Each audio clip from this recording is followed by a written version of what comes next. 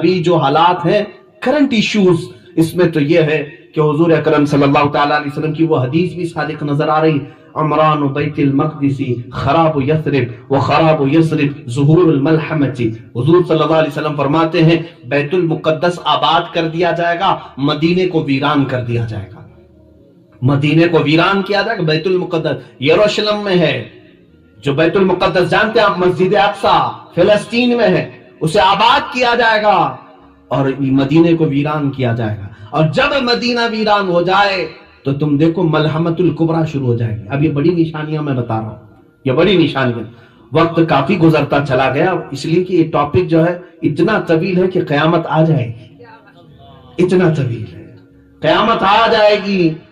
عزیزان گرامی وقار، حضور اکرم صلی اللہ تعالیٰ علیہ وسلم نے فرمایا کہ تم دیکھو گے مدینے کو ویران کیا جائے گا، بیت المقدس کو آباد کیا جائے گا۔ ترتیب سے میں بتا رہا ہوں کیسے کیا کیا چیزیں پہلے آتی ہیں، اس کے بعد کیا کیا آنی ہیں، علامات قیامت۔ مدینہ جیسی ویران ہوگا، ملحمۃ الکبریٰ شروع ہو جائے گی۔ یہ کیا ہے میں اس کی ڈیٹیل بتاتا ہوں۔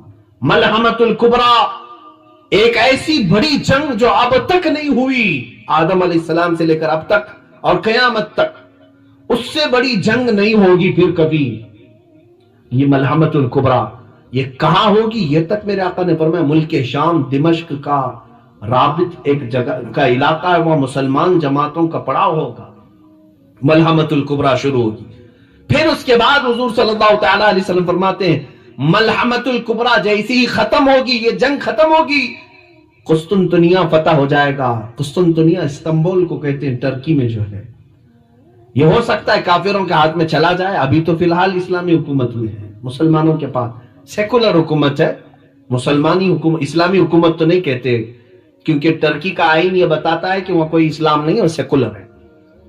فی الحال حضور اکرم صلی اللہ تعالیٰ علیہ وسلم نے فرمایا قسطنطنیہ فتح ہوگا، اور جیسے ہی قسطنطنیہ فتح ہوگا تم دیکھو گے دجال ظاہر ہو جائے گا، دجال نکلے گا۔ یہ دجال کیا ہے؟ اب یہ سب چیزیں اتنی بڑی ہیں میرے عزیزو، خود اپنے آپ میں ایک بڑا ٹاپک ہے۔ ہمارے محبان گرامی بزم قادریہ والوں نے سوچا ہوگا کہ شاید یہ سب ملا کر کے 10-15 منٹ میں ہو جائے، اسی لیے علامات قیامت اتنا بڑا ٹاپک مجھے دے کر کے بٹھایا ہے، اور میں ابھی طالب علم ہی ہوں اس زمانے میں، اس میں یہ سب علوم کا میں ابھی طالب علم ہوں، ابھی پڑھ ہی رہا ہوں۔ بہرحال جتنا پڑھ چکا اس میں سے جو مجھے یاد رہ گیا وہ عرض تو کروں گا۔ یہ 5 چیزیں ہو گئی، مدینے کی ویرانی، بیت المقدس کی آبادی، بیت المقدس کی آبادی کے بعد ملحمۃ الکبریٰ کا ظہور، ملحمۃ الکبریٰ کے بعد قسطنطنیہ کی فتح، قسطنطنیہ کے بعد دجال کا ظہور۔ یہی وہ زمانہ ہوگا جب امام مہدی بھی آئیں گے اور حضرت عیسیٰ علیہ السلام کا نزول بھی۔ ایک ساتھ یہ نشانیاں ایسی آئیں گی کہ پے در پے وقت نہیں ملے گا کسی کو۔ جب بڑی نشانیاں ظاہر ہوں گی وقت کسی کے پاس نہیں ہوگا، پے در پے آئیں گی۔ فرمایا ایسے جیسے تم وضو کے لیے ہاتھ دھوتے ہو، ایک ہاتھ دھونے کے بعد دوسرے ہاتھ کی فکر ہوتی ہے، اتنی جلدی جلدی جیسے ہم سیدھا ہاتھ دھوئے تو فوراً اس کے بعد ہم نہ کلی کرنے جاتے، ناک میں پانی چڑھانے جاتے، ہم کو فکر ہے کہ اس کے بعد دوسرا ہاتھ دھونا ہے۔ فرمایا گیا ایسی ہی بڑی نشانیاں ایک ایک بعد دیگر فوراً ظاہر ہوں گی۔ اب مدینے کی ویرانی سے کیا مطلب ہے میرے عزیزو؟ اس کے کئی معانی مفسرین نے فرمائے ہیں کہ لوگ وہاں پر عبادتوں سے عاری ہو سکتے ہیں، عبادتوں سے عاری ہو کر دنیا پرست ہو جائیں اور مدینہ چھوڑ کر کے رخصت ہونے لگ جائیں، جیسے کہ آج سعودی اس بات کی طرف رواں دواں ہیں، وہ بھی عیاشی کے لیے دوسری کنٹریز کا سفر کرنے پر تیار ہے۔ مدینہ رسول کوئی چھوڑنا نہیں چاہتا تھا پہلے سے بھی، آج بھی مدینے والوں کا دل وہاں لگا ہوا ہوتا ہے، لیکن ہو سکتا ہے زمانے کی نیرنگیاں ایسی ہیں کہ وہاں کے بچوں کو بھی اب میں نشہ کرتے ہوئے دیکھ رہا ہوں۔ ہاں، مکہ اور مدینے کے بازاروں میں ظالموں نے چرس پہنچایا ہے، سب پہنچا دیا ہے۔ کہنے کو تو منشیات پر وہاں قتل کی سزا ہے، لیکن پہنچایا تو سب کے گھروں میں ہے۔ وہاں کے نوجوان بچوں کو بھی نشہ کا ایڈکٹ بنایا ہے۔ ہو سکتا ہے اسی وجہ سے وہاں کے ظالم بادشاہ کے بیٹے کو آج وہاں کی نوجوان قوم پسند کرتی ہے۔ اس کی وجہ یہی ہے کہ یہ زیادہ ماڈرنٹی کی طرف بلاتا ہے، ننگے پن کی طرف۔ بلکہ مجھے حیرت ہوئی آج میں یہ خبر بھی سنا کہ وہ اس بات کو ڈینائی کر رہے ہیں، we are not defender of Islam, ہم اسلام کے ڈیفینس کرنے والے لوگ نہیں ہیں. وہ فخر سے کہہ رہے ہیں اس بات کو، ہم ڈیفینڈر نہیں ہیں. عزیزان گرامی، یہی عرب میں حضور اکرم صلی اللہ تعالی علیہ وسلم کی ایک حدیث سن لو، ویل للعرب من شر قد اقترب. حضور فرماتے ہیں عرب کے لیے ہلاکت ہو، عرب کے لیے بربادی ہو، وہ اس شر کی وجہ سے جو بہت قریب آ رہی ہے. حضور فرماتے قیامت اس وقت تک نہیں آئے گی جب تک تم دیکھو گے عرب کے کچھ قبیلے اسلام سے نکل کر کے بتوں کی پوجا میں نہ لگ جائیں، شرک کی طرف جائیں گے. حضور کی حدیث ہے اور آج ہو رہا ہے میرے عزیزوں. وہاں پر باضابطہ بتوں کی پوجا کے لیے اسٹال لگائے جا رہے ہیں. بہت قریب ہم آ چکے ہیں، قیامت کے بہت قریب آ چکے. جتنی حدیث میں یہ باتیں بتائی گئی تھی وہ ایسی رونما ہو رہی ہیں، اللہ کی پناہ. اب سعودی عرب وہ نہیں رہ گیا جو حجاز تھا، جو عرب شریف تھا. اب تو وہاں پر سارے گناہوں کی اجازتیں کھلے عام ملنے لگ جائیں گی. وہاں عورتیں اب پردے کی پابند نہیں ہوں گی، نمازوں کی پابندیوں پر وہ سختی نہیں رہ جائے گی. سینما تھیٹر کھل گئے، بار بھی کھل گئے، شراب بھی آ جائے گی. شراب کی حلت کے بارے میں اب فتوے بھی دیے جانے لگیں گے. وہ شراب حرام تھی جو زمانے رسول میں تھی، اب کی نہیں رہی. پہلے جو ہے انگوروں سے بنائی جاتی تھی، اب تو کیمیکل سے بنائی جاتی. ہر جگہ ملا مل جاتے ہیں، اس طرح کے زرخرید مولوی مل جاتے ہیں میرے عزیزوں جو بکے ہوئے ہوئے. ارے یہ حرم کے اماموں کو تک انہوں نے اپنے اندر میں رکھا ہوا ہے، وہ حق بیان نہیں کر سکتے. خانہ کعبہ کے ممبر پر کھڑے ہو کر کے بھی امام بول نہیں پاتا بادشاہ کے خلاف. انہوں نے علماء کو قید کیا ہے، اگر کسی عالم نے ممبر پر بیان کر دیا حق بات، دوسرے دن وہ جیل میں ہوگا. یہ وہاں کے حالات ہیں. بلکہ اب تو انہوں نے اسرائیل سے اپنے تعلقات بھی استوار کر لیے، جو مسلمانوں کے خون پر بیٹھا ہوا ہے. وہ اسرائیل جس کے متعلق وہ یہود، میں یہودی ان ظالموں کے بارے میں کہہ رہا ہوں جن کے بارے میں قرآن نے کہا غیر المغضوب علیہم ولا الضالین. اے اللہ ہمیں ان کے راستے پر نہ چلا جن پر تیرا غضب ہوا ہے. کس پر غضب ہوا ہے؟ قوم یہود پر. اور لوگ مجھے کہتے ہیں آپ اتنا زیادہ ایک قوم کو ٹارگٹ کر کے بولتے ہیں. تو میں کہا میں نہیں بولتا ہوں، قرآن کہہ رہا ہے. قرآن جگہ جگہ فرما رہا ہے وَبَاءُوا بِغَضَبٍ مِّنَ اللَّهِ، وہ اللہ کے غضب میں لوٹے ہوئے ہیں. یہی یہود کے بارے میں اللہ فرماتا ہے يَقْتُلُونَ النَّبِيِّينَ بِغَيْرِ حَقٍّ، یہ نبیوں کا قتل کرتے تھے، ناحق قتل کرتے تھے. قرآن کی یہ آیات بتا رہی میرے عزیز. یہودیوں کے متعلق بولنے سے اب یہ لوگ ہم سے کہتے ہیں کہ زیادہ نہ بولیں آپ ایک قوم کے خلاف. میرا مذہب ہی ہے، میری نماز ہی نہیں ہوتی اس وقت تک جب تک میں یہ دعا نہ کر لوں اے اللہ مجھے اس مغضوب قوم کی راستے پر نہ چلا. مجھے تو یہ دعا کرنی ہوتی ہے ہر رکعت میں.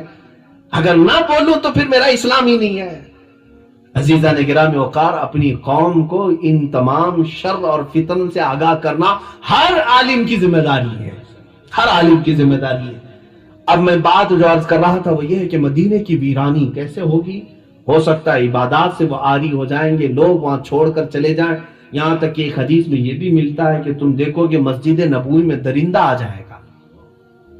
اللہ کے حبیب صلی اللہ تعالی علیہ وسلم نے فرمایا، بعض محدثین نے اس حدیث کو پڑھتے ہوئے یہ فرمایا ہو سکتا ہے یہ اسی زمانے کے بارے میں فرمایا جب یزید نے حرہ جس کو کہتے ہیں یزید کے گورنر نے جب مدینے پر چڑھائی کی تھی تو مدینے والوں کو لوٹ لیا تھا. وہاں پر 3 دن تک مسجد نبوی میں اذان نہیں ہوئی تھی، گھوڑے باندھے گئے تھے. وہ ایام حرہ کے متعلق بھی یہ ہو سکتی ہے حدیث، لیکن قیامت کے قریب کے متعلق حدیث آئی ہے.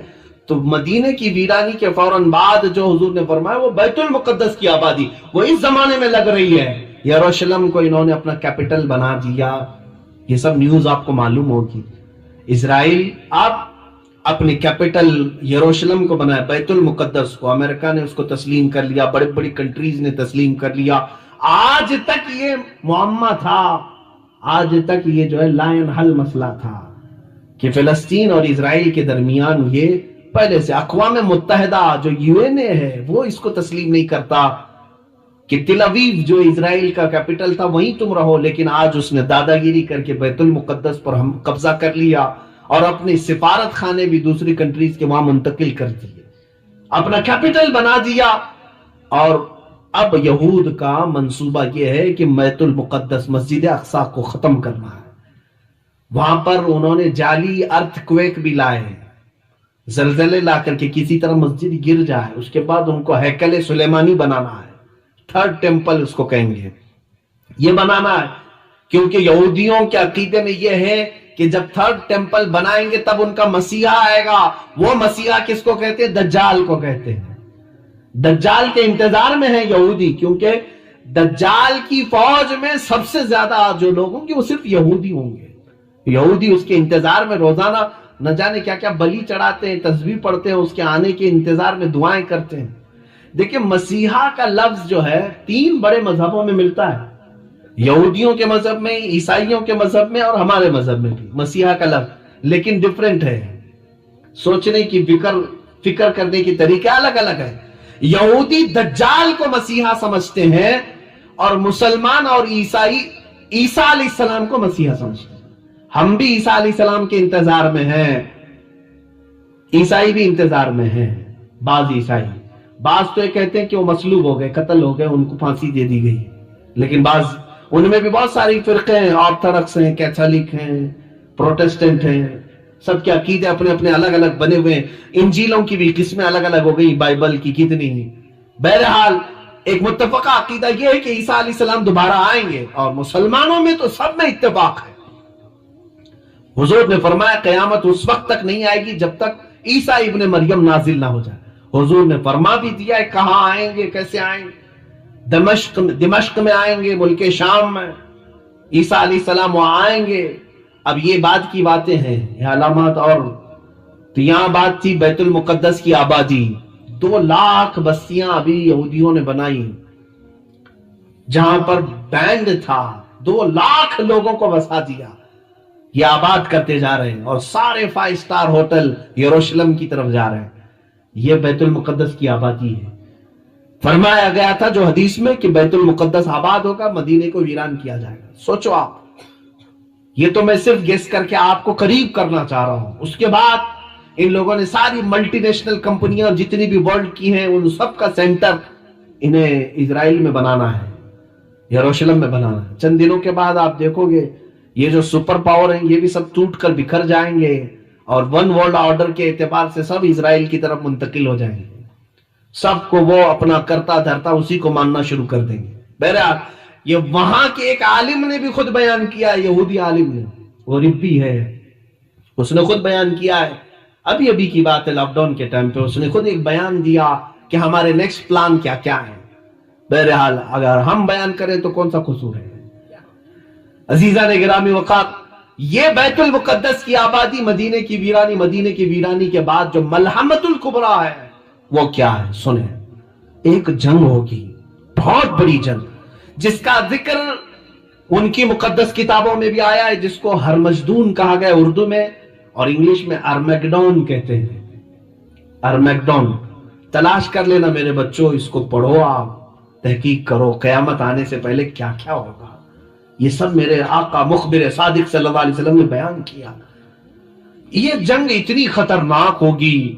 حضور پاک صلی اللہ علیہ وسلم فرماتے ہیں اسلام کے مخالف جو لوگ آئیں گے وہ 80 جھنڈوں کے نیچے آئیں گے.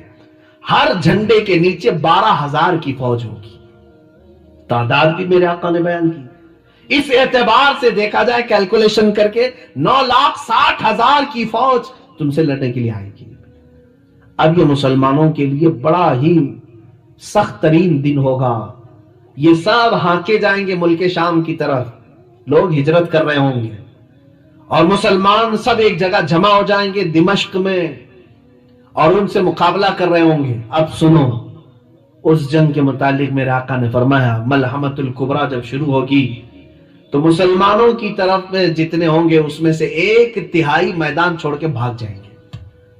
1/3 1/3 لوگ میدان چھوڑ کر بھاگ جائیں گے کافروں سے ڈر کر کے. اب میرے آقا نے فرمایا یہ وہ لوگ ہوں گے اللہ ان کی توبہ کبھی قبول نہیں کرے گا، ان کے لیے جہنم لکھ دی جائے گی. وہ دنیا کے سب سے مردود قسم کے لوگ ہوں گے. جو دھتکارے ہوئے ہوں، جو میدان چھوڑ کر کے ہٹا. اسی لیے میرے عزیزو آج سے ہی پریکٹس کرو، میدان چھوڑ کے جانا نہیں ہے. ہاں ہمیں ڈٹے رہنا ہے.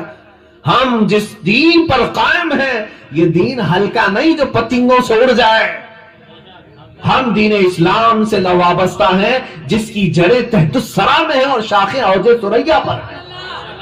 ہم اس دین کے سے وابستہ ہیں، ہمیں ہلا نہیں سکے گا کوئی. ہاں یہ بات اور ہے کہ کوئی منافق ہو تو میدان چھوڑ کے بھاگے گا، وہ 1/3 میدان چھوڑ کے چلے جائیں، اب بچیں گے 2/3، 2/3. اب اس میں کیا ہوگا؟ فرماتے ہیں میرے آقا صلی اللہ علیہ وسلم پھر 1/3 ایسی ہوگی جو سامنے کافر ان کو مار ڈالیں گے، شہید ہو جائیں گے، قتل ہو جائیں گے. 1/3 بھاگ جائے، 1/3 قتل ہو جائے، کیسی آزمائش کا دن ہوگا، کیسے امتحان کا دن ہوگا. میرے آقا فرماتے ہیں تم دیکھنا یہ وہ شہید ہوں گے جو روئے زمین پر سب سے